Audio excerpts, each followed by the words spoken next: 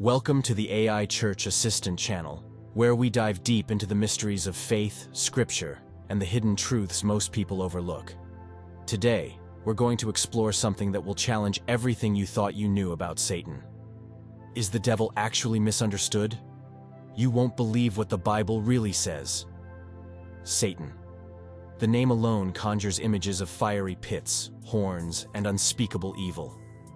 For centuries, the devil has been branded as the ultimate villain of the Bible, the enemy of God, the corrupter of souls. But what if we told you that this iconic image may be missing some crucial details? What if the story isn't as black and white as we've been led to believe? Let's take a journey through Scripture to uncover the truth. Is the devil truly evil incarnate? Or is there more to his role in the grand design of the Bible? Stick with us because what we're about to reveal might just blow your mind. We begin with one of the most misunderstood stories of Satan, the Book of Job.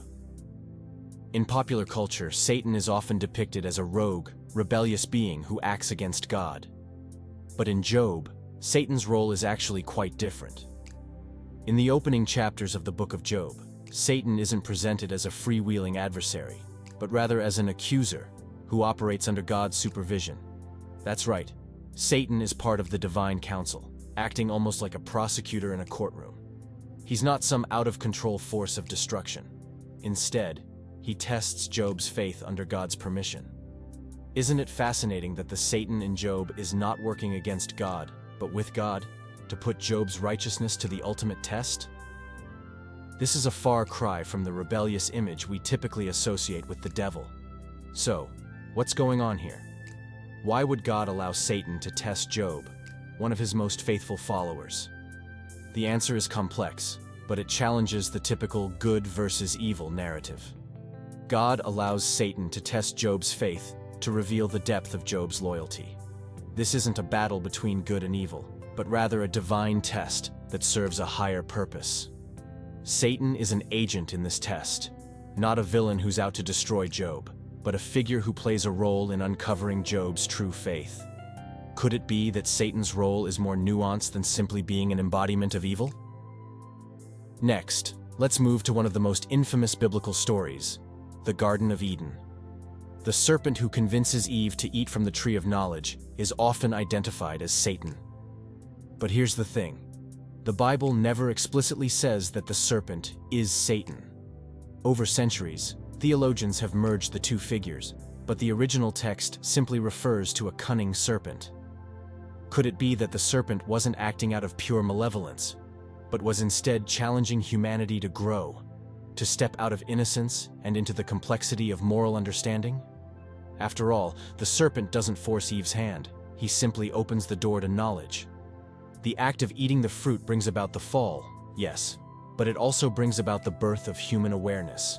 It's the moment when humanity begins to understand the difference between good and evil. Was this challenge a necessary step in the development of human free will?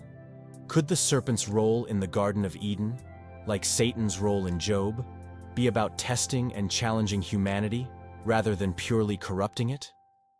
It's an idea worth considering. Throughout the Bible, we see Satan not just as a tempter or deceiver, but also as an agent of challenge and adversity. His role is often to test, to tempt, to push. And yet, the result of these tests often leads to spiritual growth and revelation. In Matthew 4, Satan tempts Jesus in the wilderness, challenging him 3 times.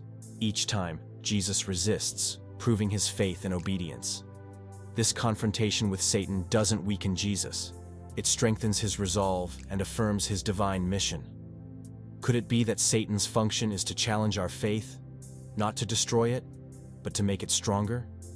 What if, instead of a villain, Satan is a necessary adversary in the grand design of the universe? The Bible even hints at the importance of testing and perseverance. In James 1:3, it says, "The testing of your faith produces perseverance." If that's true, could Satan's temptations and trials be part of God's ultimate plan for humanity to grow stronger in faith? Satan's role as an accuser, a tempter, a tester, could these roles be part of a divine mechanism that allows humans to grow spiritually, to resist, to reflect, and ultimately to choose good over evil? Think about it.